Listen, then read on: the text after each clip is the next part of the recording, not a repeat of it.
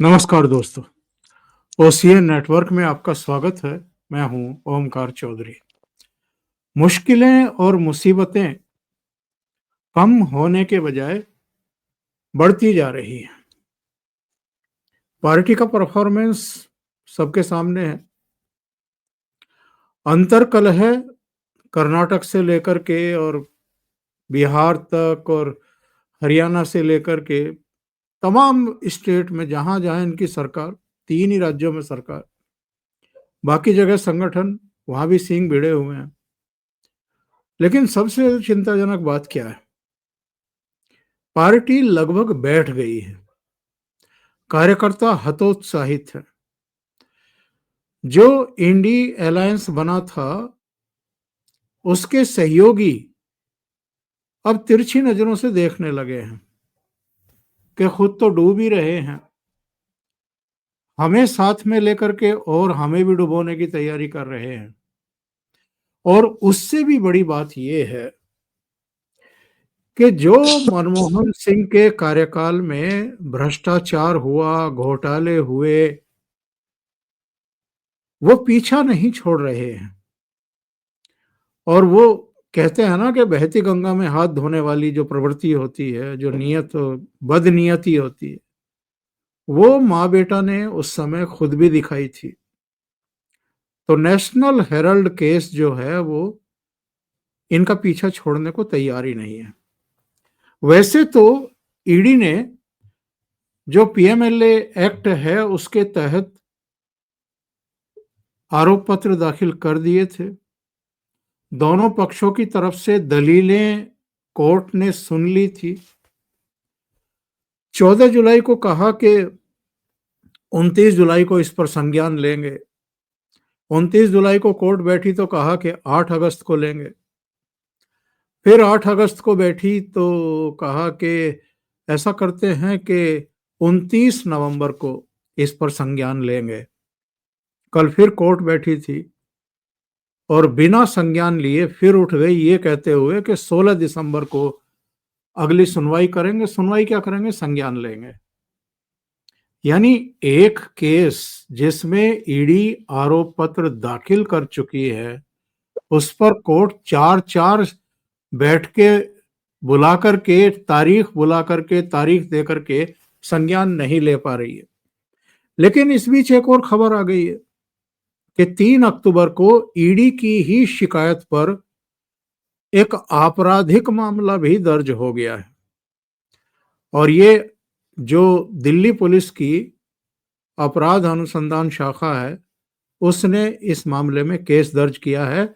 Sonia Gandhi, Rahul Gandhi, Sam Pitroda, सुमन दुबे और AJL Indian, जो young Indian है, और एक कलकत्ता की फर्म, इन सब के खिलाफ जो है 6-7 अभियुक्त बनाए गए हैं।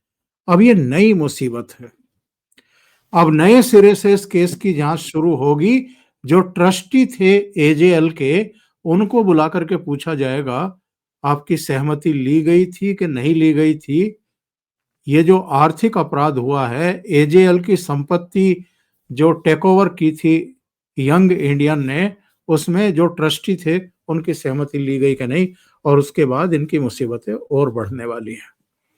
तो मेरे साथ जुड़ रहे हैं आपके सुपरिचित एकलव्य सिंह। कल से पार्लियामेंट का सेशन भी शुरू हो रहा है, यानी आज से शुरू हो रहा है।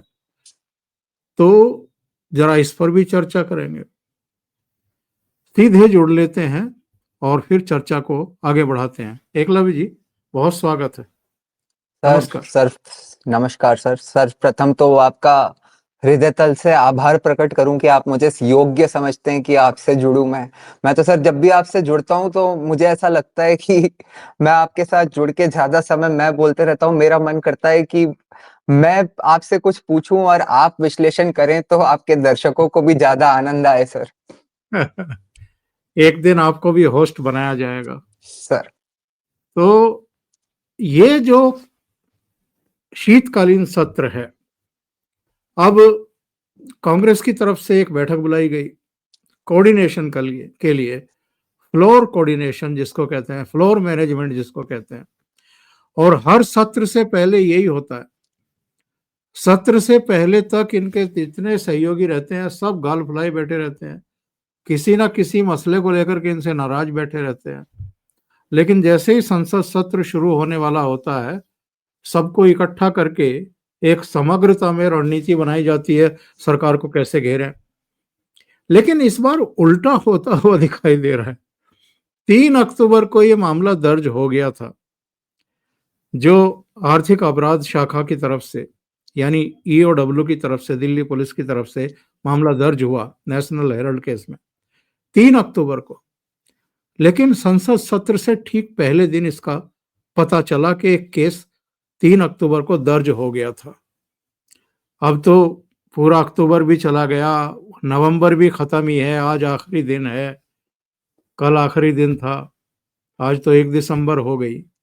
तो करीब करीब 2 महीने बाद पता लगा कि एक मामला नेशनल हेराल्ड में और दर्ज हुआ है, और ये संसद सत्र से ठीक पहले सामने आया। क्या कहेंगे? देखिए सर, आप तो क्या इतने वरिष्ठ हैं और आपका इतना लंबा अनुभव है, आप इसकी माइन्यूटेस्ट ऑफ डिटेल्स को समझते हैं, परंतु आपके दर्शकों के लाभ के लिए मैं आपकी अनुमति से मैं 1 मिनट में इसको एक सरल भाषा में पहले तो ये बता देता हूँ कि ये जो पूरा नेशनल हेराल्ड का मामला है ये है क्या, जो एक आम व्यक्ति इसको कैसे समझ सकता है। देखिए सर, 1937 1937 में ये एजेएल की फॉर्मेशन हुई थी, associated journals limited. Nehru ji ने बनाया था इसे, और नेहरू जी के साथ और भी थे, पर प्राइमरीली नेहरू जी ने बनाया था। और इसका जो उद्देश्य बताया गया था, वो उद्देश्य ये था कि जो न्यूज़पेपर जगत है, न्यूज़पेपर उद्योग जो है, उसको बढ़ावा देने के लिए एजेएल काम करेगी। और 1947 में जब भारत स्वतंत्र हुआ और कांग्रेस की जो सरकारें बनी, समय समय पे वो पब्लिक लैंड्स यानी कि पब्लिक प्रॉपर्टीज, या जैसे कह सकते हैं कि सरकारी जमीनें जो होती हैं, वो इस एजेएल को दान करती रही इस कार्य के लिए, और कि न्यूज़पेपर जगत के लिए और न्यूज़पेपर इंडस्ट्री के लिए काम होगा। और परंतु सर, एजेएल में ना तो वो सामर्थ्य था और ना ही उनकी मंशा थी, और इस कारण से उसने कुछ खास कार्य करा नहीं, और खास कार्य करने नहीं करने के कारण ये घाटे में रही। और जब इसकी स्थिति काफी खराब हो गई, तो फिर फाइनली कांग्रेस ने इसको बचाने के लिए एक 90 करोड़ रुपए का अनसिक्योर्ड लोन इसको दिया सर, एजेएल को। अब इंटरेस्टिंग बात देखिए सर कि कांग्रेस एजेएल को लोन देती है, अनसिक्योर्ड लोन 90 करोड़ का। उसके बदले में एजेएल कांग्रेस को नहीं, एक प्राइवेट कंपनी जिसका नाम यंग इंडियंस लिमिटेड है, जिसके की एक जो आज की डेट में अगर देखा जाए तो जो मेन बेनिफिशियरीज हैं, वो मतलब एक तरह से सोनिया गांधी और राहुल गांधी हैं। सैम पेट्रोडा तो इस देश में रहते नहीं, लगता भी नहीं कि वो आना चाहेंगे यहाँ पे, परंतु राहुल गांधी जी के गुरु जरूर हैं। जो वरिष्ठ दूसरे नेता थे, ऑस्कर फर्नांडिस और एक मोतीलाल मोतीलाल। वोरा जी, ये लोग तो सर अब इस दुनिया में रहे नहीं। तो सर, मेन मुद्दा यह है कि भाई 90 करोड़ रुपए का अनसिक्योर्ड लोन दिया गया एजेएल को कांग्रेस द्वारा, लेकिन एजेएल ने अपनी लगभग 2000 करोड़ की संपत्तियां इस यंग इंडियंस को ट्रांसफर कर दी, जो कि जिसके बेनिफिशियरी राहुल गांधी और सोनिया गांधी है। तो एक तरह से देखा जाए तो सर, ये काफी मतलब प्राइमा फेसी बहुत ही ओपन एंड शट केस लगता है, जिसकी वजह से माननीय न्यायालय ने भी इसमें जो संज्ञान लिया था, यही कहा था कि भाई जब नोटिस इशू किए गए थे, वो आपको जिसको कांग्रेस ने जब बाद में ईडी वगैरह ने इनको क्वेश्चनिंग के लिए भी बुलाया, जिसके आधार पे, और आपको ध्यान होगा सर कि वो काला दिन उसको कांग्रेस ने डिक्लेयर करके सारे काले कपड़े, और खड़गे जी भी काला साफा वगैरह पहन के रोड पे उतर गए थे। तो ये सर जो है मामला, कुल मिला के मतलब इसमें ये मामला है। अब सर, एक इसमें जरूर ये जो बात होती है कि भाई ये मतलब जो हमारा शीतकालीन सत्र आरंभ हो रहा है, उसके ठीक एक दिन पहले ये मीडिया में उजागर क्यों हो रहा है। तो मैं समझता हूँ सर कि इसमें कहीं कोई दिक्कत नहीं है। ये आई थिंक एक क्लियर मैसेज है कि ये जो फालतू की जो प्रेशर बिल्डिंग टैक्टिक्स होती हैं, ये सिर्फ दूसरी तरफ से नहीं, हम भी उसका उतना सही तरीके से ही उपयोग कर सकते हैं। क्योंकि देखिए सर, अटल बिहारी वाजपेयी जी का भी उनका हमने समय देखा है, और उस तरह की राजनीति से मैं नहीं समझता कि कांग्रेस जिस तरह से अपनी राजनीति करती है उसको हैंडल किया जा सकता है। इनफैक्ट सर, प्रभु श्री कृष्ण ने भी महाभारत में कहा है कि जो जब अब वो अर्जुन को बताते हैं कि जो दुष्ट होते हैं उनके साथ यदि अगर दुष्टता नहीं की जाएगी तो उनकी दुष्टता और बढ़ती है और आपके ऊपर ही हावी हो जाती है। तो मैं समझता हूँ सर कि ये उसी कड़ी में एक बात है। और एक इसमें सर थोड़ा-सा एक ये भी समझने वाली बात है कि एक ये जो कहा जाता है ना कि भई बीजेपी बस आरोप लगा रही है, एक नैरेटिव बना रही है लेकिन कुछ करती नहीं है, और बीजेपी कभी एग्ज़ैक्टली चाहेगी नहीं कि राहुल गांधी, मतलब उस हद तक इसको लेके नहीं जाएगी कि राहुल गांधी जी जेल चले जाएँ, क्योंकि राहुल गांधी जी तो बीजेपी के सबसे बड़े स्टार प्रचारक, जो मोदी जी से और योगी जी से भी कोई ऊपर बीजेपी में है, तो वो राहुल जी ही हैं। परंतु मैं समझता हूँ सर कि ये मजाक की बात एक तरफ है, लेकिन एक चीज जो इसमें मतलब पॉलिटिकल वेंडटा के हिसाब से इसको ओवर एक्सपेडाइट करने के जो रिस्क्स हैं, बीजेपी उसको बहुत अच्छे से समझती है। पिछले कुछ समय में हमने जो अपने माननीय जो न्यायपालिका है उसका भी जो रवैया देखा है सर, अगर यदि मतलब सबूतों के अभाव में जिस तरह से जेल दे दी जाती है, साफ कहा जाता है कि प्राइमा फेसी केस हो, फिर भी ये कह दिया जाता है कि भाई bail and not jail is the rule के नाम पे मतलब जो किया जाता है, तो वो फिर सर एक एम्बैरेसमेंट ही नहीं बल्कि विपक्ष को एक अवसर देता है एक अपना नैरेटिव गढ़ने का। तो मैं समझता हूँ सर इस तरह के कारण हैं। और आने वाले समय में सर हम देखेंगे कि जो बीजेपी इस पे यही रवैया रखेगी कि जैसे एक अंग्रेजी में जो कहावत है ना सर कि let the law take its own course, तो ये इसी तरह से चलने वाला है सर। दो तीन चीजें हैं। जैसे एक बात ये कही जाती है कि खास तौर से सर्वोच्च न्यायालय, और अब तो राउज एवेन्यू कोर्ट के बारे में भी कहा ही जा सकता है, क्योंकि 14 जुलाई को दोनों पक्षों की सुनवाई हो गई थी।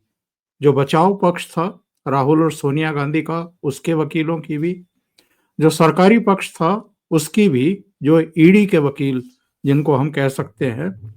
जब ये आरोप पत्र दाखिल किया गया था एजेएल के मामले में, नेशनल हेरल्ड केस में, 14 जुलाई को दोनों पक्षों की सुनवाई खत्म हो गई थी। तब कोर्ट ने कहा था कि 29 जुलाई को हम इसमें संज्ञान लेंगे। 29 जुलाई को कोर्ट बैठी, उस दिन भी संज्ञान नहीं लिया गया, कहा गया कि 8 अगस्त को लेंगे।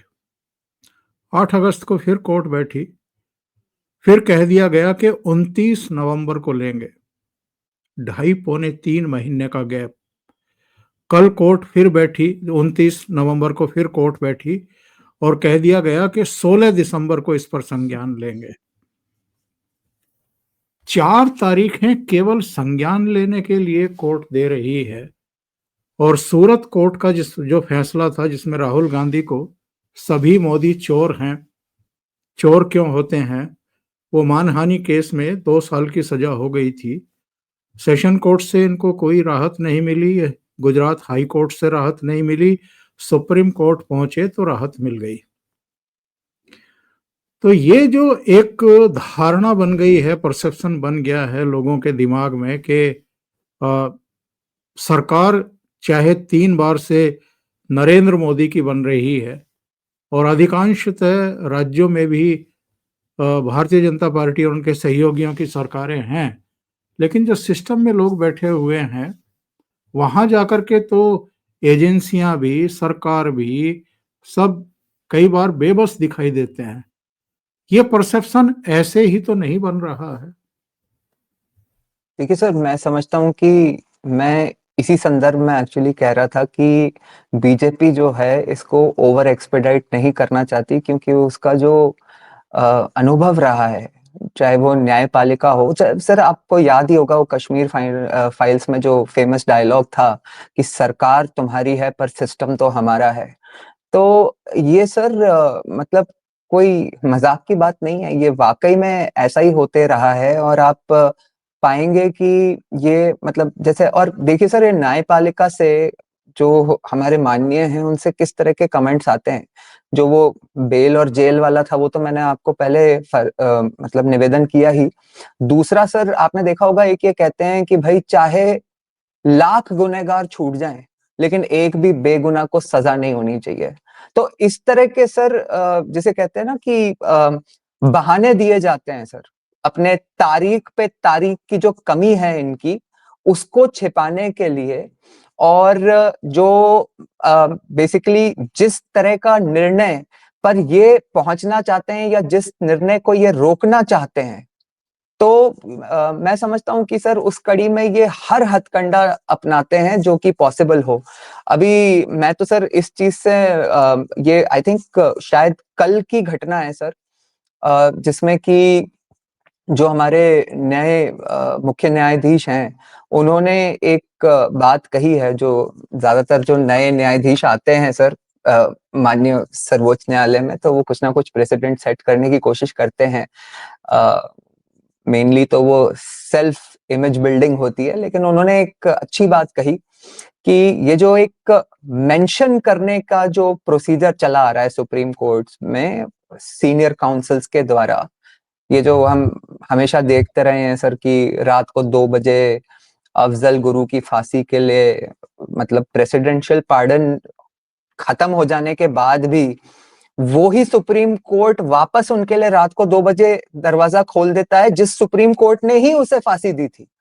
तो ये और इस तरह के सर, और कभी भी रैंडमली ये लोग कोई जो केस इनके कपिल सिब्बल जी हुए, अभिषेक मनु सिंघवी जी हुए, इस स्टेचर के लोग जब वहां पे पहुंच जाते हैं तो आउट ऑफ टर्न, जैसे ये लोग मतलब लीगल भाषा में सर इसको मेंशन करना कहा जाता है कोर्ट में, तो वो रैंडम जब कोर्ट की प्रोसीडिंग्स चल रही होती हैं उसमें बस पहुंच जाते हैं और वर्बली मेंशन कर देते हैं। तो जो माननीय मुख्य न्यायाधीश जो अभी बने हैं उन्होंने कहा है कि अब इसकी जो एक फॉर्मल प्रक्रिया होती है ये उसी तरह से लिए जाएंगे, आप रिटन में दीजिए और उसके बाद जो कोर्ट है वो कंसिडर करेगा कि इसको टेकअप करना है या नहीं। तो देखते हैं सर, मैं सोचता हूँ कि इससे शायद अगर मतलब कुछ भी बदलाव आए तो वो हमारे देश के लिए अच्छा ही है। कॉलेजियम पर भी उनका बयान आया है कि जी कॉलेजियम पर हम अब विचार करने के लिए तैयार हैं। जी इसका सर। मतलब सीधा सा है कि नए मुख्य न्यायाधीश कुछ आमूल चूल बदलाव के पक्ष में हैं, जिसकी इंतजार ही हो रही है देश में बहुत लंबे समय से।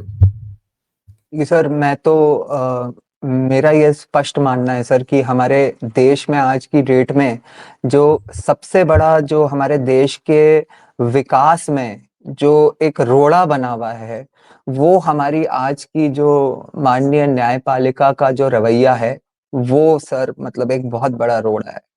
बड़े इम्पोर्टेंट बिल्स होते हैं सर जो कि सरकार द्वारा सदन में पास कराए जाते हैं और उनमें बस क्योंकि कुछ लोग वहां पे आके और हंगामा कर देते हैं सुप्रीम कोर्ट पे, तो कुछ ना कुछ करके उसका एक मतलब कम से कम स्टे तो दे ही दिया जाता है। और फिर उसके बाद जैसे आपने अभी फरमाया सर, डेट पे डेट पड़ती रहती है। आपको ध्यान होगा सर, वक्फ पे अभी तक जो वक्फ अमेंडमेंट बिल पे हुआ था उसमें आगे क्या हुआ आज तक हम वेट ही कर रहे हैं सर।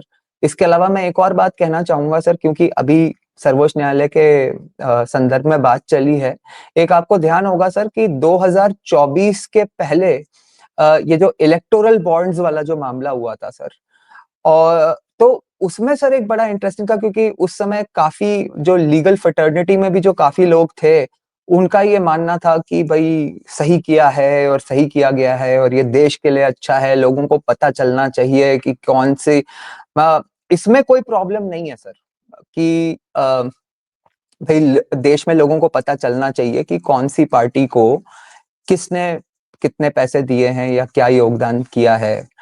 लेकिन सर मुझे एक बेसिक समस्या थी सर, क्योंकि लीगल नॉलेज है जो भी है जो हम दूसरे बड़े लीगल ल्यूमिनरी से सुनते हैं, लेकिन जो संविधान की मेरी जो एक आम समझ है सर, उसमें सर क्या था कि जब कोई सरकार इस तरह की स्कीम लेके आती है और वो कहती है कि आपकी आइडेंटिटी रिवील नहीं करी जाएगी।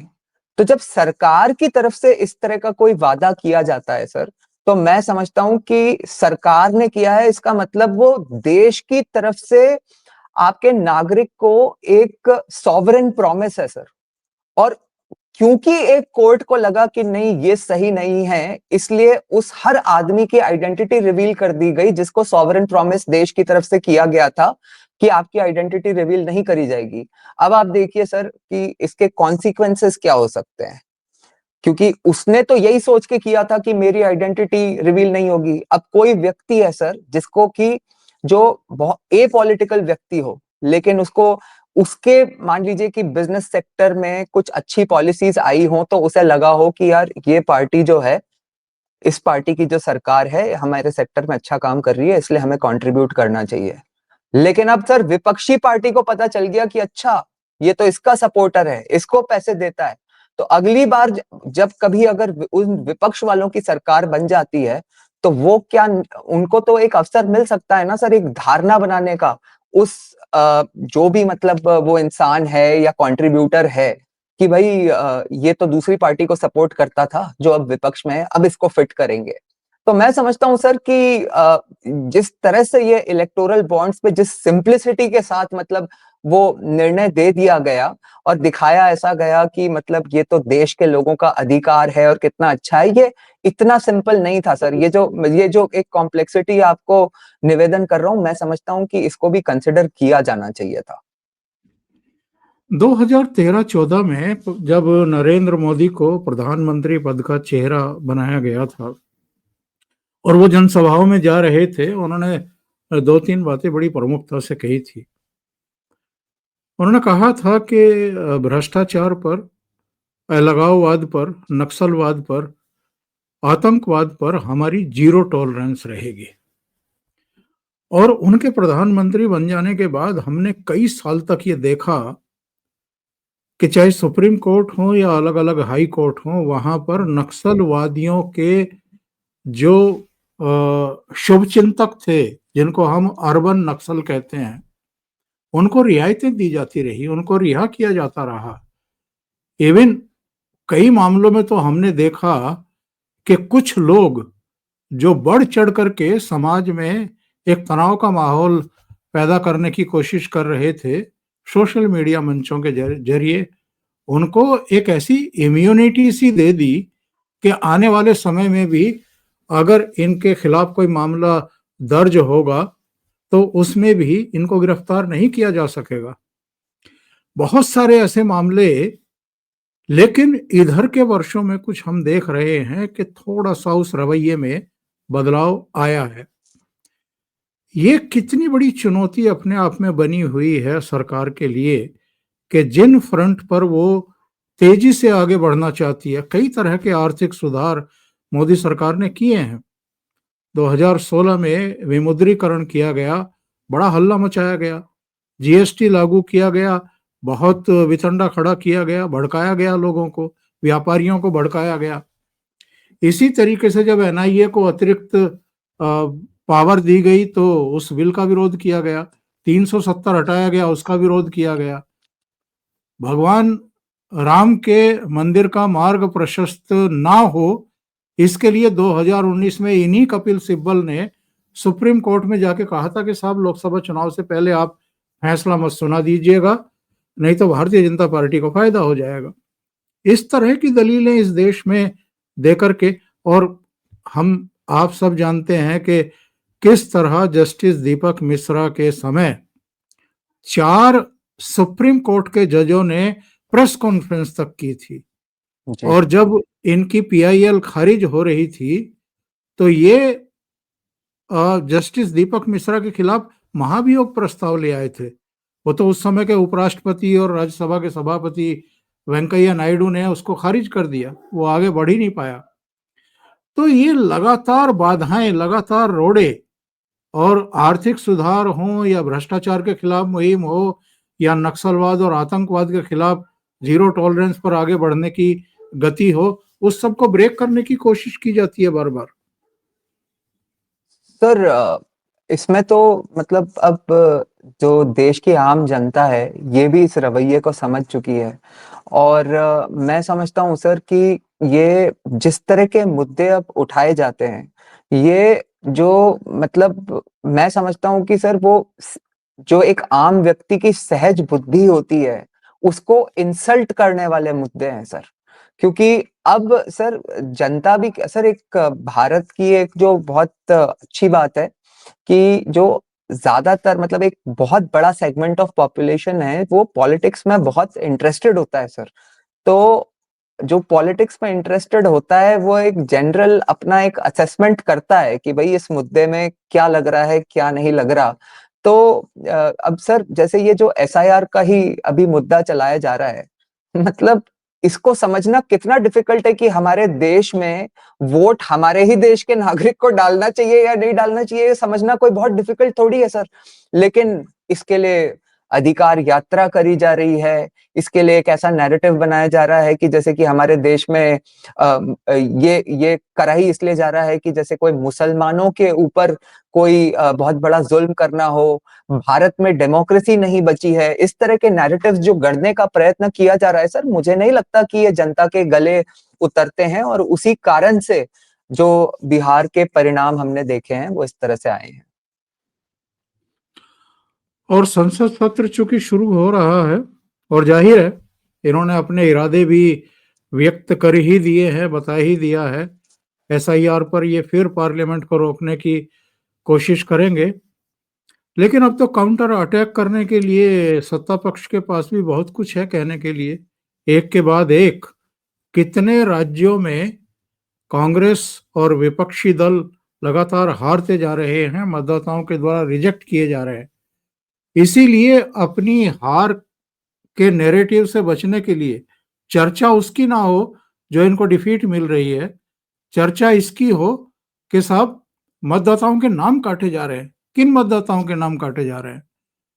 जो या तो अब इस दुनिया में नहीं है, या जिनके दो जगह नाम है, या जो अपने मूल स्थानों से कहीं शिफ्ट हो गए हैं, या अगर कोई ये बांग्लादेशी, रोहिंग्या, नेपाली इस तरह के लोग आकर के यहाँ घुस करके बैठ गए और उन्होंने अपने आयुष्मान का भी फायदा ले रहे हैं, घर भी बनवा लिए हैं, वो आधार कार्ड भी बनवा लिए, राशन कार्ड भी बनवा लिए, यानी आपके हकों पर, जो मूल निवासी हैं उनके हकों पर डकैती डाल रहे हैं बैठ करके। तो उनके नाम क्यों रहने चाहिए मतदाता सूची में?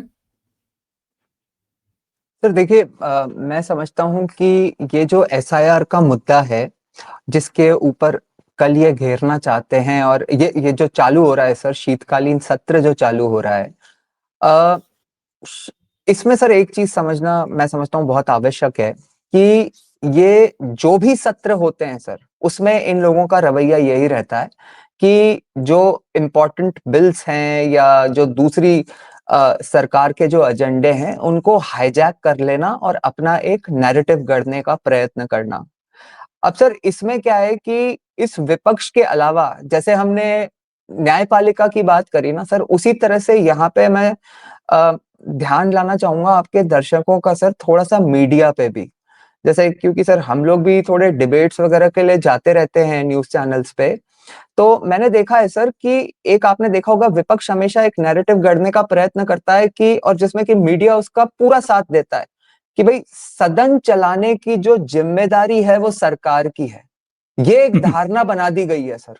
परंतु सच्चाई ये है कि सर सदन चलाने की जो जिम्मेदारी है वो सामूहिक रूप से हरेक माननीय सदस्यगण और सारे जो राजनीतिक दल हैं जो सदन में विराजमान हैं उन सबकी है। मतलब सर आप देखें कि कोई प्रक्रिया तो होगी ना। आज आपने सर मुझे इस शो में आमंत्रित किया है तो उसकी भी एक प्रक्रिया थी। आपने मुझे आमंत्रित किया तो आपने मुझे टॉपिक फरमाया और उसके बाद जब मैं आपसे जुड़ा तो उस पे आपने मुझसे सवाल किया और अब हम उस पर चर्चा कर रहे हैं। आज हम न्यूज चैनल पे भी किसी पे डिबेट करने के लिए जाते हैं सर तो वहां भी यही प्रक्रिया होती है। पहले इनविटेशन आती है उस डिबेट के लिए, टॉपिक बताया जाता है, वहां पे जब हम जाते हैं तो एंकर हमसे पूछता है तो हम उसके ऊपर चर्चा करते हैं या अपना पक्ष रखते हैं। ऐसा थोड़ी होता है सर कि मैं आपके चैनल पे आ जाऊं और फिर मैं तो बात करने लगूं कि आज की डेट में बॉलीवुड या हॉलीवुड में सबसे हैपनिंग गाना कौन सा है, कि मैं तो यही बात करूंगा सर आज। तो सर और यदि अगर मैं ऐसा करने का प्रयत्न करूंगा तो सर क्या होगा, अगली बार से ऐसा थोड़ी है कि आप इस शो को बंद कर देंगे, आप मुझे अगली बार से नहीं बुलाएंगे, लेकिन आप जो करते आए हैं अपना कार्य, वो कार्य करते रहेंगे। तो मैं समझता हूं सर कि ये सारा ड्रामा चलेगा, लेकिन मोदी जी जो हमेशा करते आए हैं वही करेंगे। वो इस हंगामे को रोड़ा नहीं बनने देंगे उन महत्वपूर्ण बिलों को पास कराने में जो कि इस देश के विकास के लिए महत्वपूर्ण है।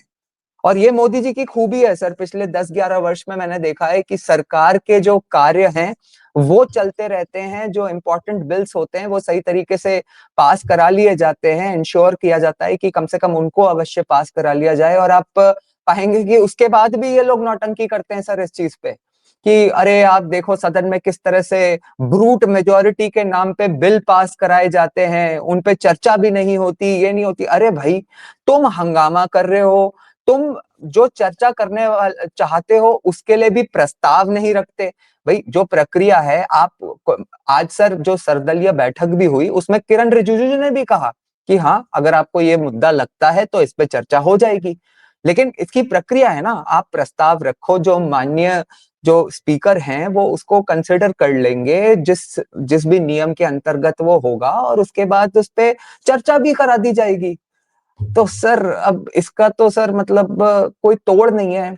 दूसरा सर, अब ये चर्चा में भी सर बड़ा इंटरेस्टिंग होता है, जो मतलब ये हाईजैक क्यों करी जाती है, इसको इसका भी एक सर, ये जो अपना यंग इंडिया और एजेएल और ये सारी चीजें अपन देख रहे हैं ना, कि आपने देखा होगा कि एक स्टैंडर्ड ऑपरेटिंग प्रोसीजर आज चालू हो चुका है कि जितने बड़े कांग्रेस के नेता हैं सर, चाहे वो जयराम रमेश हो, सचिन पायलट हो, अशोक गहलोत हो, आपके सबको आप देखेंगे कि सबका एक वो स्टैंडर्ड ऑपरेटिंग प्रोसीजर वाला एक ट्वीट आ चुका है कि ये एक बहुत बड़ी साजिश है गांधी परिवार के अगेंस्ट, गांधी परिवार ने इस देश के लिए गोलियां खाई, ये करा वो करा। तो वो तो चालू हो ही चुका है सर।